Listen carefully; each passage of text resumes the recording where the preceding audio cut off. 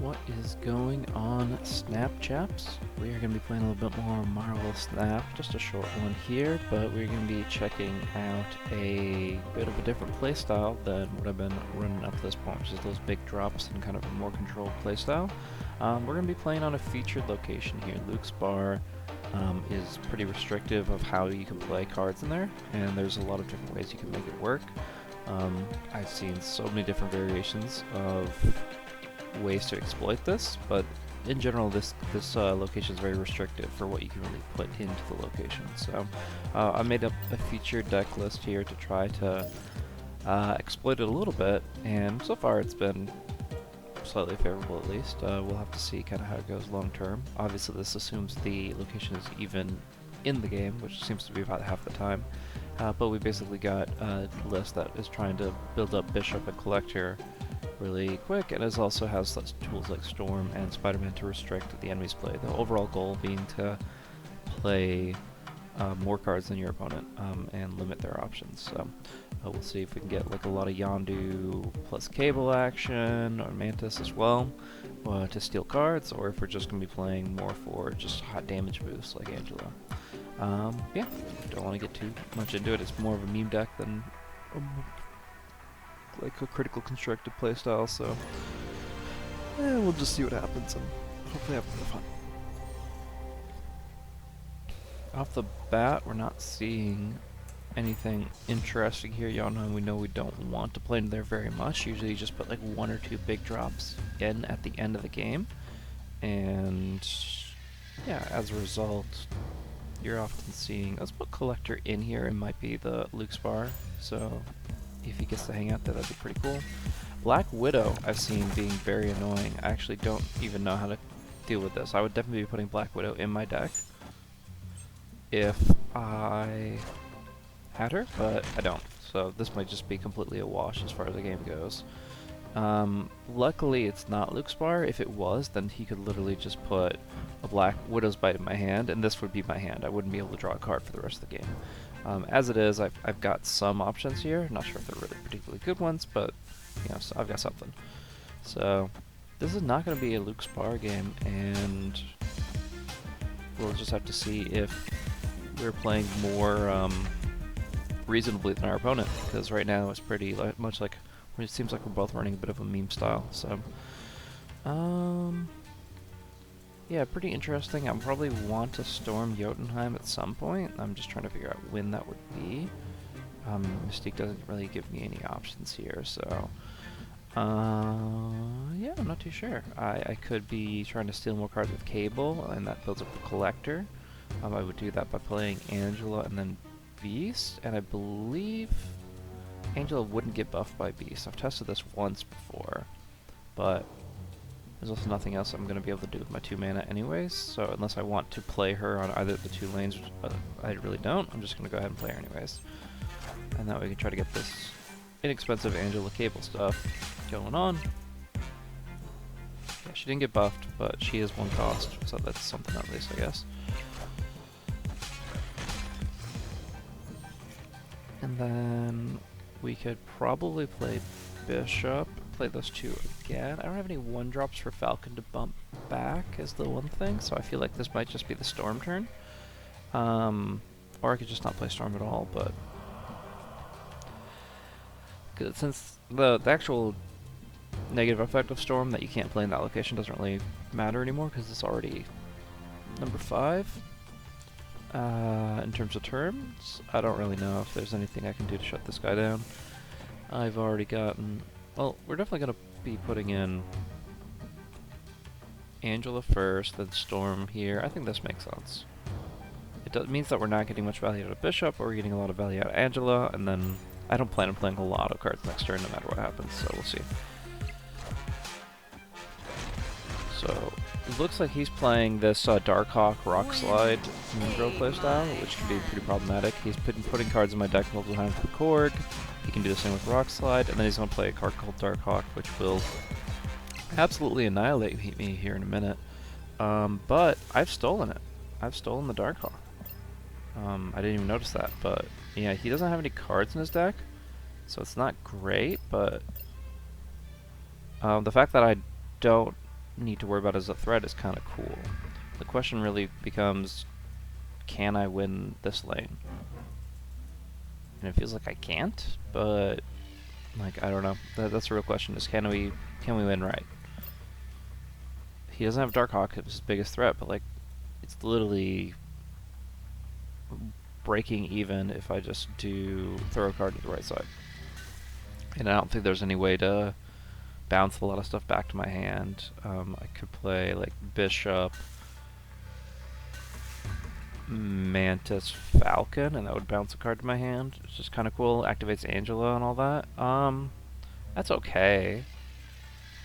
It's not great though.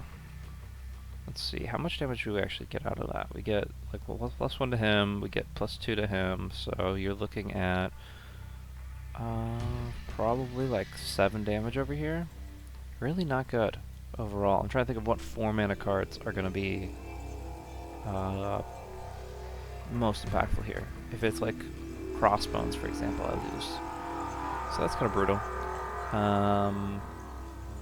But we're out of time, and my opponent retreated because he didn't draw his Zartok. Alright, so the Cable kind of gets us an RNG win. We'll take it. And we'll see what happens in the next game.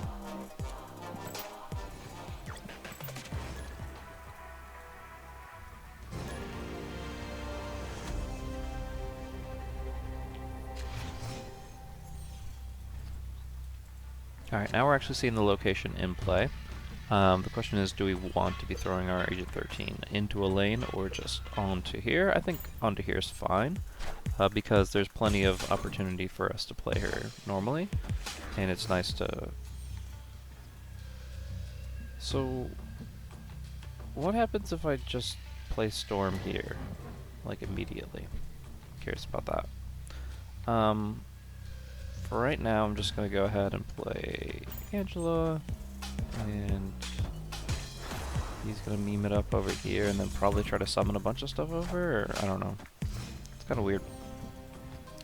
Like, Bishop would naturally be the play I want to make on turn 3 because I'm going to be playing a lot of other cards, but you can just do this, and even if he clones a good card, in theory, like, he can't actually play anything here. Like feeling really clever with these like knockback mechanics, but at the end of the day, he's not going to have any place to play actual like neat cards. So, you know, we'll see what happens with it. But if Ebony Maw's drawback persists, then he's in trouble, I would say. I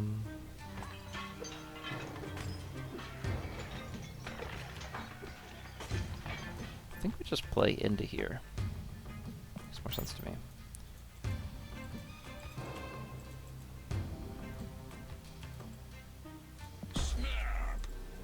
I don't actually know what this deck is trying to accomplish, so there might be something I'm missing, but for right now I'm gonna go ahead and play as if that's the game breaker, and the biggest thing that he can do here is he can like Rhino, Scarlet Witch, or Storm Luke Spar, and make that a playable area.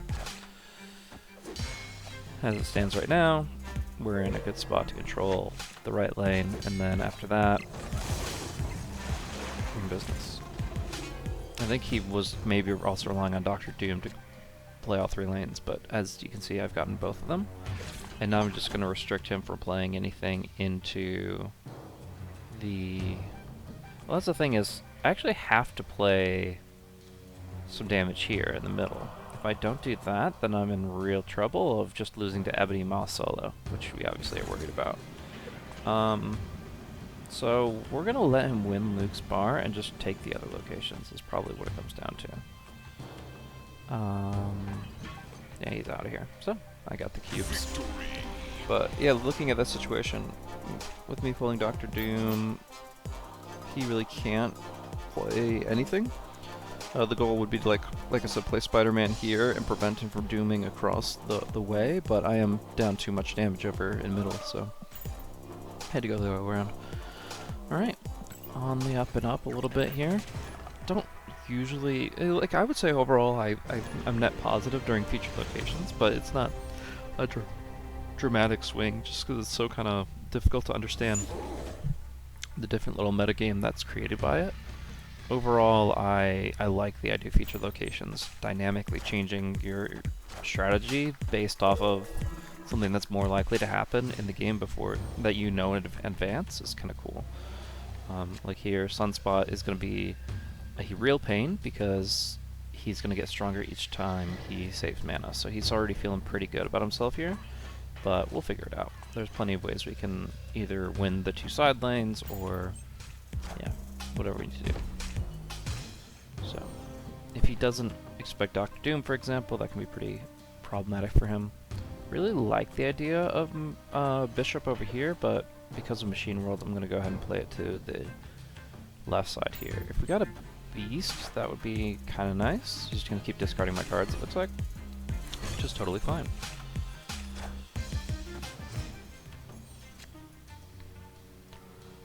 So yeah, it seems like Angela on the right side, and then these two over here. It'll give them some action in Machine World, but will be just fine. And I think that's a snap. I'm not going to win middle, but I feel great about the side lanes with both Bishop and Collector in play. What he's going to need to do is just feel confident in Luke's bar and just focus hard on Monster Island, most likely. So we'll have to see. Right now he's going to keep Moon Knighting me, which is fine, because I've got plenty of random little cards. I guess if he plays first, Moon Knight's more impactful. Right now it's just going to discard one of my smaller things. Okay, yeah, he's playing hard into Luke's bar. He's saying, I want to win this, and that's cool and all, but there's other lanes too. So at this point we're fighting for the side lanes, and we want to start putting some cards into those locations too. The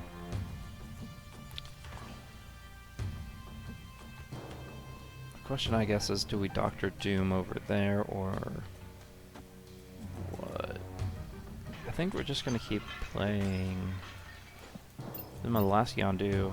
Actually, Yondu's not even going to destroy anything, but we're still going to play him because there's nothing else to do. We want the... Oh, we can also play Yellow Jacket just for the Bishop and Collector trigger effects, so that's pretty cool.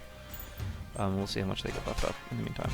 So he's going to play hard right, it looks like. I figured Monster Island would be the play because Machine World gives me samples of his cards. But it looks like he's going the other way around.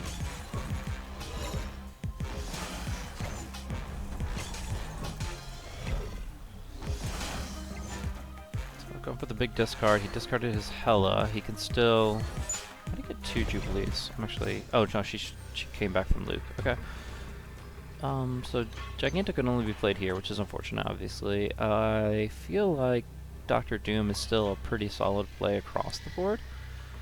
And then I can always do Yellow Jacket in middle as well. I think that's probably more likely what I'm going to do. So let's go Yellow Jacket, Doctor Doom, proccing Angela, feeling pretty good on right side. That's +7, +8 over here, and yeah, he's gone. So he discarded his Hela with his Hellcow, which is pretty common because he's had like 6 cards in his hand. He's discarded 2 of them, but I can understand why he felt relatively safe in doing so and needing to actually trigger the discard mechanic. He's discarded only 1 card from Moon Knight at this point, so Hela's not going to do much in terms of rezzing big cards. You want to use the Hellcow, but you get RNG'd out a bit sometimes too. So, if he gets a bunch of like top tier discards and gets to play Hela, then I'm just losing that game, even with the advantages that I built up. I think that it really comes down to what that one hits. We'll go ahead and continue to play for the next turn Fog, which means whenever it will be revealed next turn, that's where I want to play. So then I'm guaranteeing that I have some pieces over in that location. I'm curious if I play Angela here, I think it connects at the same time that it's almost for science, but if there's Luke's bar here, I want to see if Angela gets buffed up each time. I believe that would be the case, but unfortunately we're just going to be dealing with some nonsense over here. Let's see. I mean, Bishop this turn is definitely the play. The question is, which lane do we want it on? I guess I'll just try to put a rock over there since he's going to be feeling like he doesn't want to play Superflow for a while. So we're going to give him a rock if we can. Wong, I was like, isn't Wong 4 mana but with the Superflow? But yeah, it's not an issue here. Could be some cards back as well. I'm not sure about it just yet, but we do have that option. I would say this is when you play a card, this is when you play a card here. So it seems like Beast won't activate either of them if they're also being pulled up to the hand, because his reveal effect occurs first. So it goes reveal and then play. The question I had was, is it reveal location play, or is it reveal play location, in terms of like the trigger order of these things. Anyways, that's way too semantic for what we're doing here, so let's mess around with this and see what we can steal from him. I like that the rock ended up blocking one of Wong's 3 spots. Definitely cuts down his potential quite a bit. We'll see what he's really up to though. Shuri, Black Panther sounds kind of the most likely stuff. I wish I had Spider-Man to kind of block some of this off. I don't know if I want to stick around. Shuri is capable of making 2 very strong lanes. He's already got +1 mana advantage. I feel okay with what's going on my side of the board. Like, if you just look at the bottom half of the screen, going to turn 5, this feels pretty good. But Wong Shuri, he didn't even play like Shuri at Wong, which would have given quadruple damage. She played it over here, which is kind of weird. But you also have the +2 from Wakandan Embassy, which goes into that kind of Shuri, Panther, whatever style. So, yeah, not gonna mess with it. Maybe it comes down to an RNG of like Arhearnum's Olam's here, and it has to hit his big card instead of the other 2, which technically favors me, but he's snapping, and there's too much info that I don't know about the next turn. So I'm gonna take his word for it, even if that might have been a winnable game situation. Luke's bar is up and active. We're going to go ahead and start with a little bit of Yondu action, trying to basically make it so that he doesn't draw cards the last couple turns. I saw a really good deck last night, played a few games with the location up, and I saw Null come out, and Null was able to eat the damage of every card that was destroyed by Yondu, which stacks up very quickly, obviously. So, pretty impressive option. So this guy's just going to be offering a Patriot deck, probably using Debris to throw rocks into Luke's bar, and then trying to buff those up.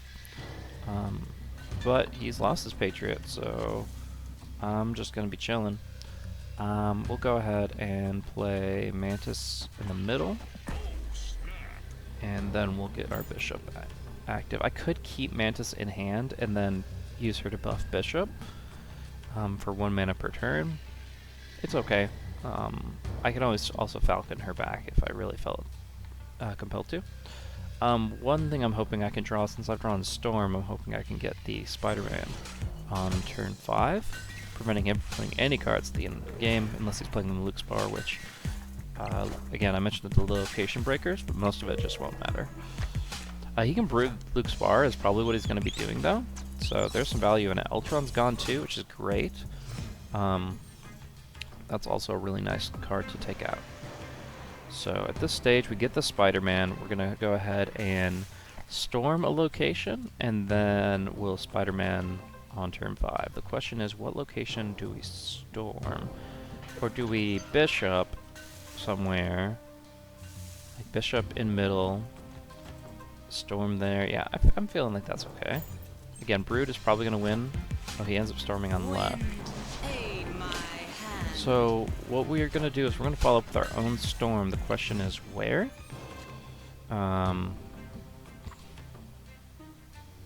Or do we just want to play left side? Because he's not going to brood it anymore. Basically, whichever one is flooding, I need to win. Like, I need to win one of the 2 flooding locations. If I split it, or if I follow it up, I need to win that location. Unless, I mean, my goal is only really to have 1 card flooding. Doesn't have to be, yeah. I mean, the scroll just dies over on the right side, which isn't the best, but yeah, I'm not. If there were 2 flooding locations, I would have to win one of them. Obviously, that's just how the game works. But with this, he's definitely winning left one, so we can just re-flood it and be still able to play cards here. That being said, I probably won't play any cards here because we want a Spider-Man in one of the lanes pretty soon here. Do we want to pick up our 1-drops, or do we want to just stick with what we have? They're not going to be discounted. I don't... That's Yondu. Yeah, I wish I had the 1 mana card for Yondu here, but this should be alright. Like, Warrior's Falls can definitely play to my advantage here. If he has anything like low damage, I can appreciate that. Already snapped, which might not have been appropriate, but oh, okay, this is great for me. This is great for me. So I know exactly what's going on in the game. I can get plus 11 damage here in middle from Dr. Doom, and then both of those guys will die. So yeah, we're in business. So it goes 5 damage from Doombot, 5 damage from Nidavellir, and then plus 1 from Bishop. And then Doom will cause the weakest cards of Warrior's Falls to be defeated, which both the cards in play were at 3. Thanks to his blue marble. Otherwise the Korg would have just already been dead, but he felt confident. He kept going with it, but that's an easy 4 keeps for me. Yeah, Patriot's not a bad playstyle, I would say. Like, just putting in cards from Ultron. It's not obviously as typical Patriot, it's like Ultron Patriot, but I don't know. I can always beast back Yondu if it becomes appropriate, depending on what location actually shows up. Right now it looks like it's just Asgard. No harm in actually just beasting this back now. I can always play it back here if I want it, but we'll see what happens with this location for turn 3. Alright, so we do have Luke's Bar. We have a free and cheap and easy card to drop here. We can also do this. And then if we wanted to, we could also pull her back. Or we could play Falcon first, which seems like it's better for just winning Asgard. Which I don't want. It's less about me winning Asgard, it's more about preventing him from winning Asgard, because I want to destroy all his cards before he gets a chance to draw them.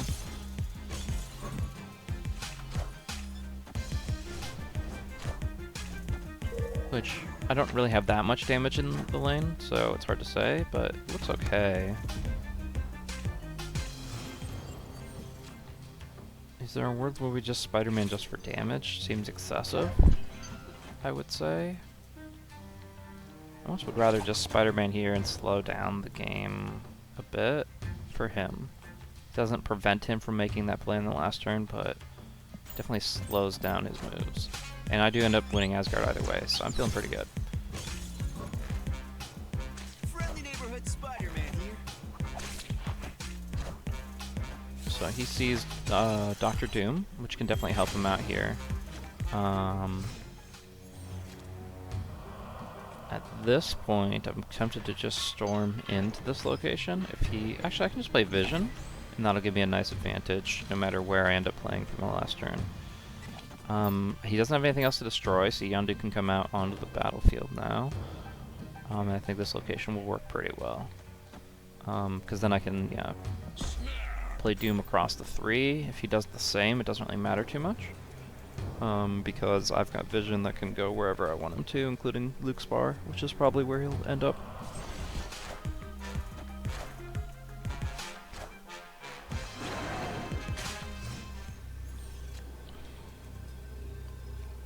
So the question is, do I want to take it to tiebreaker if he plays Doom over here, or do I just want to make sure that I win Oscorp? And I do think, hedging my bets, that winning Oscorp is going to be the safer option. The problem is tiebreaker, if he plays 2 cards, then it'll not be as bad. If he just plays Dr. Doom, I think I lose the tiebreaker, right? So in that situation, if I take 7 damage away, I'm losing this anyways, so no matter what, I lose Oscorp, it feels like. I either lose the tiebreaker or I lose Oscorp. Let me just do some math real quick.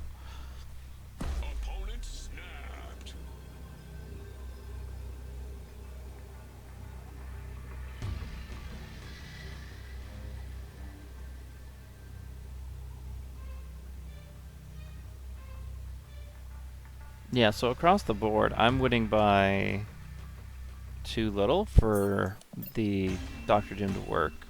If he just plays Doom, which I know he has in his hand, no matter where I play Vision, I'm in trouble. Because either it goes 5 damage for each side on Luke's bar and it goes to Tiebreaker, which the dinosaur wins, or we look at, you know, pumping everything we have, putting Vision here, and then we don't have enough on the left side, because without Vision, it's just 5 damage for me and 6 damage for White Queen. So he wins by 1 if Vision's not here, and he wins by Dinosaur Tiebreaker if Vision is here. Doesn't work out. That's okay.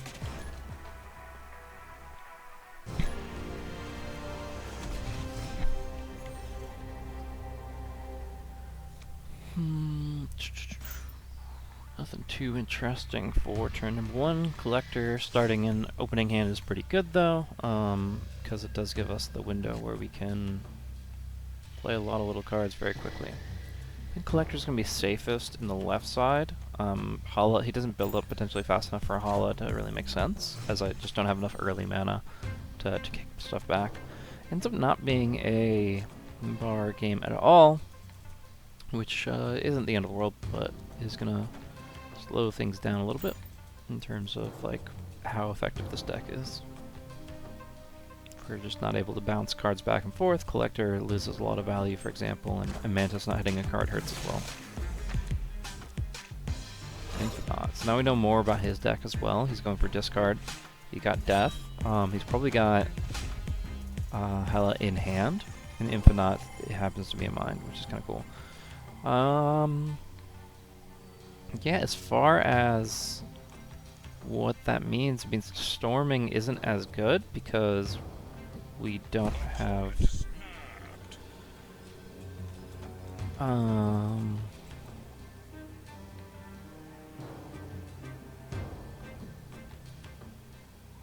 so he discarded Death. If he Ghost Riders middle right now, all these guys die, because Death is going to overpower them.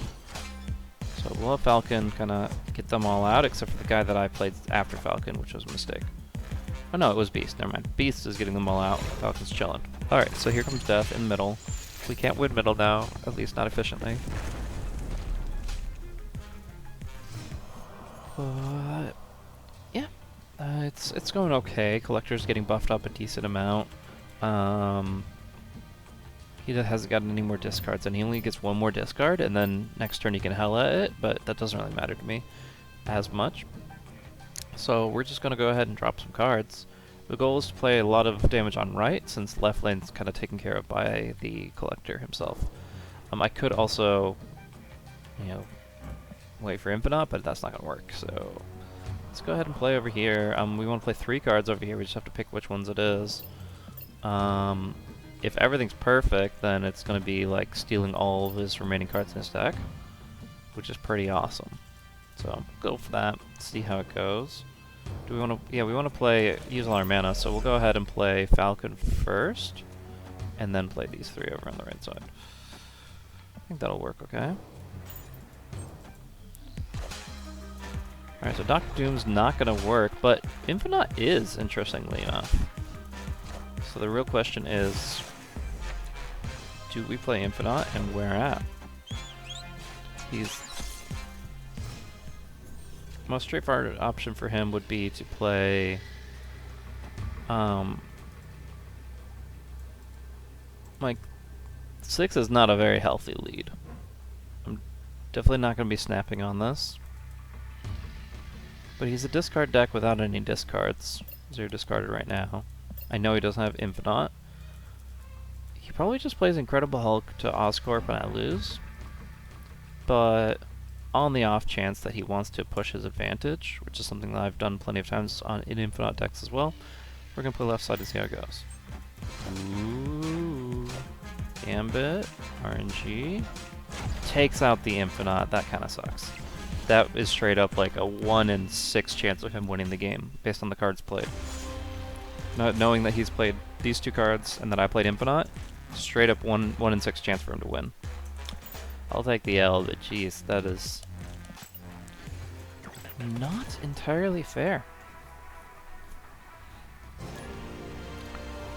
Well, I feel good that I've at least made the plays I needed to win that and played at the right location and everything like that, but in the meantime, I guess Yondu I'd like to bounce more, so I'll go ahead and start with Agent, just in case something shows up here. But we did get Beast anyways, so it doesn't really matter too much. This is interesting, because I want to have Beast pick up Agent 13, but it seems more likely that I'm just going to end up playing over here, and then Yondu Beasting next turn. That's weird, so when if I Yondu Beast next turn, then I actually don't keep those cards. Adeline to put them back in my deck, which is awkward.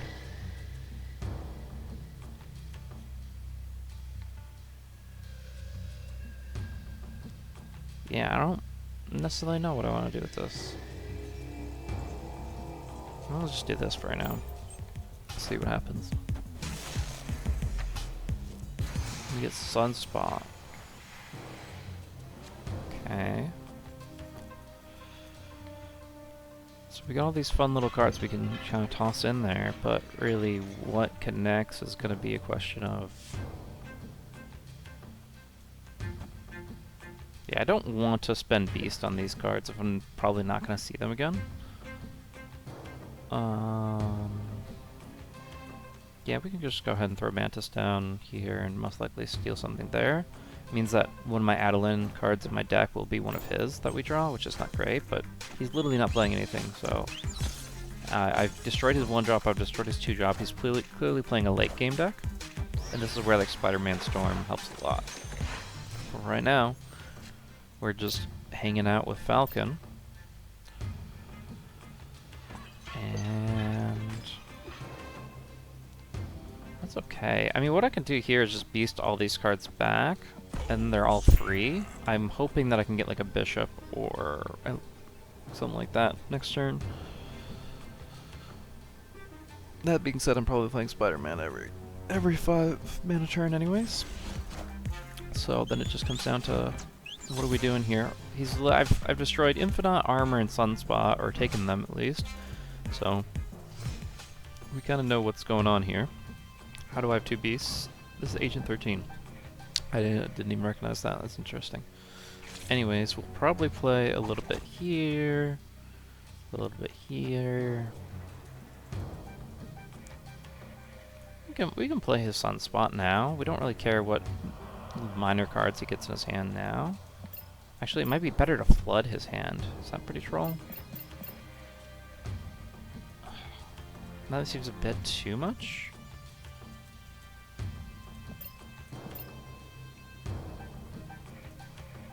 Yeah, because it's like, I don't want to fill the board in case I get like Dr. Doom or something.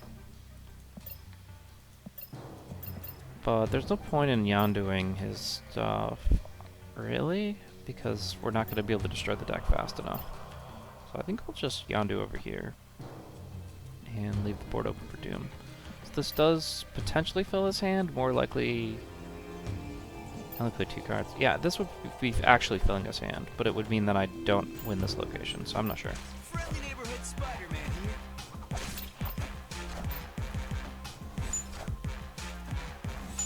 Yeah, so I only play 1 card, so he has 7 cards in hand because of Machine World. And that means that his Devil Dinosaur is very strong and nigh unbeatable. So he knows exactly how much damage he needs to play to win this one, unless I pass turn for Sunspot, which I think I will do. He feels pretty confident, it seems like, and I don't blame him, but we'll go ahead and try it out anyways. See what happens. So 8 plus 6, we got 14 damage on middle, very difficult to beat with only 1 or 2 cards. And he goes for it, he gets 12 damage, I get 14, and I take the 8 cube win. That's a tough one. There's lots of ways I can lose that game. Any kind of location breaker on Luke's bar. I mentioned Rhino, Storm, Scarlet Witch, all of that can win, as long as he plays 1 card with Storm. But yeah, I knew that I wasn't. I mean, it's literally my only option is to pass turn if I want to win, and it just comes down to if he's able to break that location or not. Because at that point, left is done. I guess he could. Yeah, if he had like Doctor Doom on middle, he could then summon to the side lanes and win Luke's bar that way as well.